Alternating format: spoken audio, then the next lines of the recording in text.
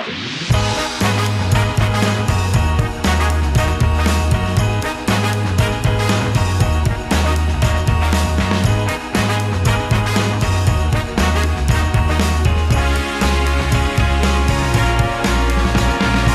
Throppers, and welcome back to another video podcast episode.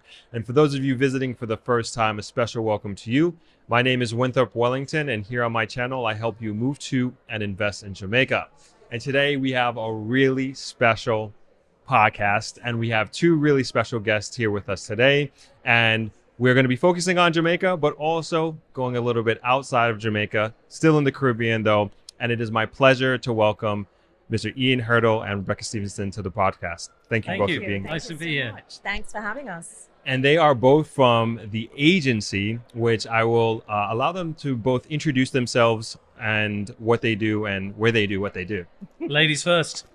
I am Rebecca Stevenson, the managing partner of the agency Jamaica. We are the newest arm of the agency in the Caribbean. We're also in Turks and Caicos, Cayman, Dominican Republic, the Bahamas. That's it for now. Yes, for now, but watch his space. Yeah. Yes. And I'm Ian Hurdle. I'm the founder and director of the agency in Turks and Caicos. I'm also president of the Turks and Caicos Real Estate Association, and I am fellow managing partner in the agency Jamaica. Amazing, amazing, amazing. And so I want to just step outside of Jamaica for a little bit and go to your region of the world and learn a little bit about Turks and Caicos and what's happening there, particularly in real estate. So we have, if the media is to be believed, the preeminent luxury real estate destination in the Caribbean, tourism-wide globally. Everybody wants to go to Turks because Drake wants to go to Turks. Everybody else wants to go to Turks. So we have a thriving real estate market right now. Lower inventory, and obviously we're 10% of the size of Jamaica, so we're very much a higher end product. Prices are being escalated because of that lack of inventory. We don't have the vibe that you have. We don't have the mountain ranges that you have. We don't have the agriculture that you have. Our tourism is probably 25% of what you have that comes in, but because we're only 10% of the size, that makes a meaningful impact on a very small island. And as a result, we're seeing some big sales. I represent properties as high as 40 million US dollars, not Jamaican dollars. Wow, wow, Yeah, wow. yeah. And I guess that obviously creates a scarcity, and that obviously creates what you're saying, a demand of a higher caliber. And with that, like, what is attracting and driving the real estate market in your sector? So sand, water are the two main drivers. Grace Bay Beach is considered to be, if not the best beach in the world, one of the top beaches in the world. We have great infrastructure. A lot of luxury brands are now developing vertically. We have a St. Regis, we have a Ritz-Carlton in place, Amanyara, Waimara. So we've got the brands there that speak to the higher price points. And again, it's just become a celebrity buzz place, pretty much off the back of social media. So even before the pandemic, we were already up on that upward curve. And post-pandemic, of course, as that sort of buzz has grown and everybody has learnt about Turks, and we're in all the videos and all the basketball players and the football players and everybody else that comes along posts about us, obviously that drives interest and that drives traffic. If nothing's there to buy, and this is where the segue into Jamaica comes, like I work with a lot of developers, we have very little true beachfront product left. They want to do projects, they can't do it in Turks, hence the interest in Jamaica. And listening to the speakers earlier today, obviously, Jamaica is open for business in terms of bringing those developers in, and that's where hopefully I can bring some value as my role as a partnership to Rebecca. Amazing, amazing. And bringing it back over to Jamaica, Rebecca. Yeah, back to Jamaica. Yeah. And so I've actually been following you for a while, before you were the agency, and I could tell you, like, one of the main things that drew me to your profile, your style, and everything like that was like what you put into your social media and what you put into showcasing Jamaica. And that was like one of the inspirations for me, is that like I saw in the market that there wasn't a lot of people who were doing what you were doing at your level in terms of, I would say, showcasing the best of Jamaica at a level that it deserves to be. And so with that, like, where did that inspiration come from to make the media, social media, the content that you're creating be put at the level that you're producing it at? Wow, well, I can tell you that Ian has been an amazing inspiration to me. We started following Ian and we were like, oh my gosh, we had never seen real estate marketed in that way. I mean, the lifestyle that Jamaica has to offer is so special in the Caribbean and so distinct. The culture, the vibe, the energy. And I'm a very proud Jamaican, and I just want to put positivity out there on my social media and show what my country is all about. In terms of the real estate, wow, I mean, from great houses to large swathes of land to condos to villas on the beach. I mean, we literally have such a diversity of real estate. So, it's exciting. If I could exciting segue space. off the great point that she's making, and again, what she's getting to is selling a lifestyle. That's right. Consumers can buy anywhere in the Caribbean. Why are they going to buy in Jamaica versus Dominican Republic versus Turks and Caicos versus Bahamas? First and foremost, you're selling your country, you're selling your Yes. lifestyle, you're selling your culture. Once you've got that, once you've got somebody on the hook because they love the story that you're telling, then the process of selling them a house or finding them a home is easy. Easy. Yeah. So it starts with the lifestyle. Good, excellent point. And I actually had never heard of the agency until you put out a video on the collaboration and the Yes, partnership that you yes. had. Why was it important for you to have the partnership that you have with the agency? I feel like when I found the agency, I found my tribe. Honestly, it is a culture of collaboration. We're a global network.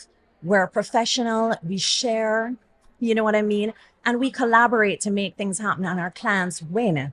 And just meeting Ian, it was like I'd known him my whole life. Like, honestly, when my husband and I met Ian, we're like, this is it. Like, whatever he's doing, we want to be a part of it. Where do we sign up?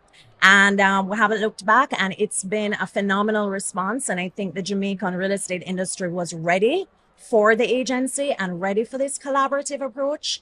And I am on the board of the Realtors Association of Jamaica, and I, champion collaboration and working together, co-broking, and really utilizing the MLS to have everyone win, really. And that's the ethos of the agency. Luxury is not a price point, it is an experience. And that is why I wanted to be with the brand. I love that. I love that. And trust me, like when I saw that video, I was just like, this is what I'm talking about. Yes. This is what I'm talking about, because it is like you said, the lifestyle here is amazing, but what's that story behind it? How are you going to tell that story so people who are watching these videos and consuming this content, I can see myself in there. I can see myself doing this, or I want to aspire to owning a place like that and living that lifestyle. And I think that's very, very I mean, important. I train agents at home, obviously in other islands. We're hoping to do the same here. If you're truly a good real estate agent, you're telling the story of not just the product that you're selling, not just the lifestyle, but who you are. So you can't get a more authentic personality than Rebecca. Thank you. Truly Jamaican. Everything that pours out of her is Jamaican. And that's what you want to buy into as much as you're buying into a product. So social media, again, going back into that allows you that sort of corridor to tell that story on a daily basis and keep putting out the story of Rebecca and Jamaica and real estate. And it's an easy platform to do that if you really understand it. Right. And what are you most excited about in the real estate market here in Jamaica? Wow, I think there has been a huge interest in properties, historic properties mainly. So I'm seeing a lot of great houses made of cut stone on like 200, 300 acres of land that have been in families for generations coming to the market. And I'm so excited about that because international investors want to come here. They want these unusual properties. I'm excited also about wellness and wellness tourism and how that's going to impact the real estate market, particularly psilocybin therapy. I have been preaching the psilocybin gospel for like the last 5 years, and that retreats are really going to be the future of real estate in terms of these larger properties and having this eco boutique wellness experience. So that's where I see the people coming. They're coming from Canada, they're coming from the States, and they're like, hey, we want something with a river and we want to house these retreats and do these things. And so I think wellness tourism for sure, and historic properties, major, major, major, major. Yes, of course, we have the villas, we have the condos, we have all of that, but we have some really unusual properties that are going to be changing ownership very soon. And from where you're sitting, Mhm. is there a particular region or part of Jamaica that you're seeing just a higher level of activity than you've seen in the past? Sure, sure. Well, the sleepy parish of Portland, a lot of people are now gravitating towards Portland. I believe it was John Baker from GJAM who said Portland is for dreamers and eccentrics. I'm saying Portland is for musicians. Okay. So a lot of musicians from the world over have been flocking to Portland, particularly San San, as of late. I'm seeing a lot of action in St. Mary. No, we have a new international airport there now. And so subdivisions like Rio Nuevo, Gibraltar Estate, Galena, which were sleepy subdivisions from like yesteryear, are now waking up. And people are buying lots in these subdivisions and building really very nice homes, vacation homes. So I would say St. Mary and Portland, yeah. Gotcha, gotcha. And from your perspective, Ian, you're saying that you have clientele who are interested in Turks and Caicos, but the market is perhaps too saturated and they can't do whatever dream that they have to Yeah. do. In what ways where are you diverting them or pushing them here in Jamaica? So, and again, this was part of the idea that I had when originally bringing the agency to the Caribbean. Obviously, there are any number of factors that can impact a market. So hurricanes obviously being a big one that can dent a market, political situations, whatever it might be. So having multiple offices, and it's taken so many years for US agents, North American agents, European agents, the top producers to have confidence that we're professionals as well. We're not cowboys, to send their customers down. So in my early days and experience, like you can spend 6 months working with somebody and not find them something in Turks. And then it's like, bye-bye. I've lost all that time and effort. I can't find them something. Now, like, okay, you're priced out of Turks. The land is not available here. The construction costs are so high. Let's go over to Jamaica. Let's spend a week there. Let's spend a week with Rebecca and Taff and go and look at this option and look at that option. Because ultimately for developers and investors, they're just looking on return on investment versus what they can afford to commit.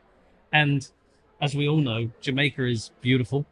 Beautiful. Maybe it doesn't have the same beauty as a Turks or a Bahamas or a Dominican, but it has its own very unique beauty. And that's attractive from an investment perspective. That's attractive from a lifestyle perspective. And it's going to draw, as we learned today with the Airbnb, it's going to draw a return on investment. So I think Absolutely. having we have those so much conversations, undeveloped land. having those conversations with customers right at the start and saying, $2 million is not going to carry you very far in Turks, but you'll be welcomed with open arms in Jamaica. US dollars, not Jamaican. That makes a big difference. And I'll open this question to both of you. Is there a property or two that you'd like to highlight here? Absolutely, always. Well, we have Taff, my husband, and I have a wonderful listing on the south coast in Bluefields, Westmoreland. It's called Luna Sea Inn. It is a 8-key boutique resort and it's on for 1.5 million. And what's special about Luna Sea Inn is it is on a peninsula surrounded by the sea. It's just absolutely gorgeous. The south coast of Jamaica, it's getting a little more attention now. And I think it's the right time to get in there. So I would want to point out Luna Sea Inn for sure.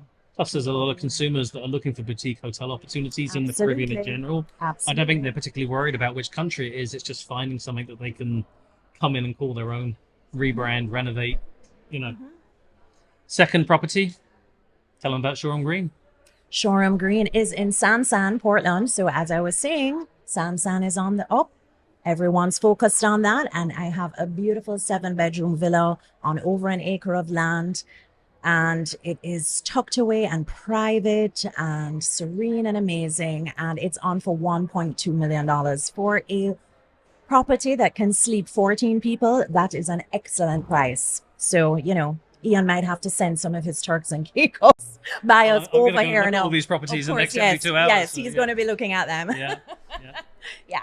And so, like, with that part of the island, it's like one of those things I look at is like you're getting in at a really, really good time. And could you help us understand kind of seeing, I'm going to do a hockey reference, but like seeing where the puck is going to go before it gets there, and like helping people understand like why it's a good time to invest in that part of the island?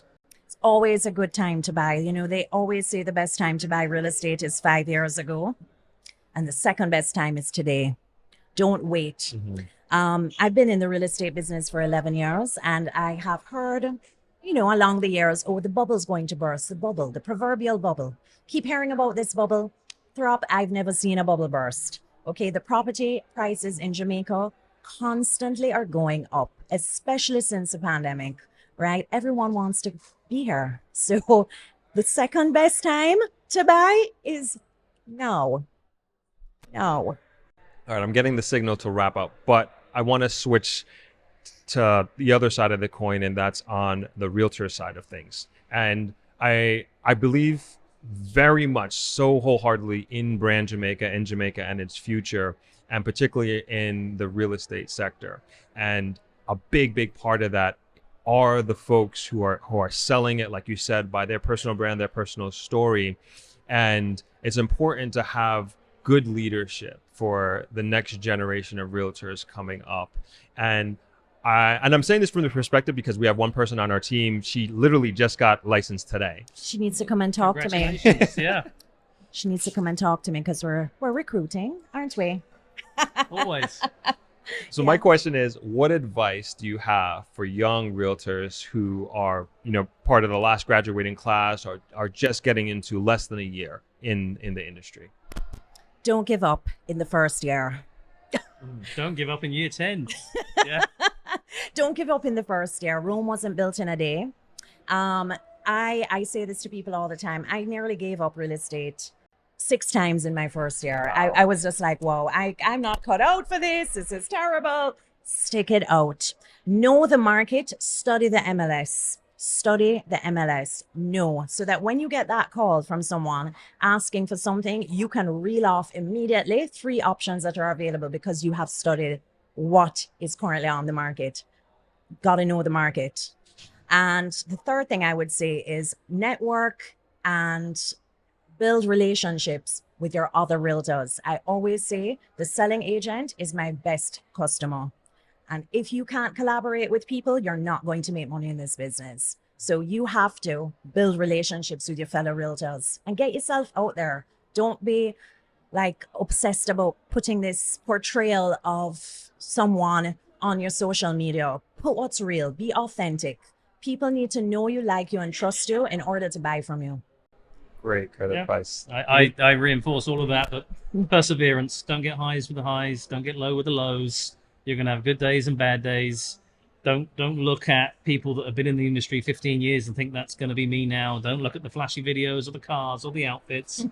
Real estate in its basic form on a daily basis is very boring. It's comp analysis. It's data. It's picking up the phone. It's sending emails. It's following up. None of that is exciting.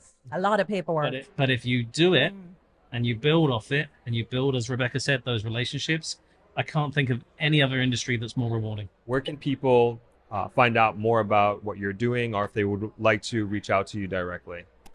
Well, you can follow me on Instagram. For starters, send me a DM. My handle is rebecca.sellsrealestate. And I'm, of course, the agency Jamaica is our other handle. And just send me a DM if you'd like to reach out to me. Likewise, I'm very active on Instagram. You'll find me there every day at Caribbean. You like that play on words? Caribbean. Love it. Thank you so both. much. Thank No, you pleasure both talking to you. so much. Thank you. Thank you, Throb.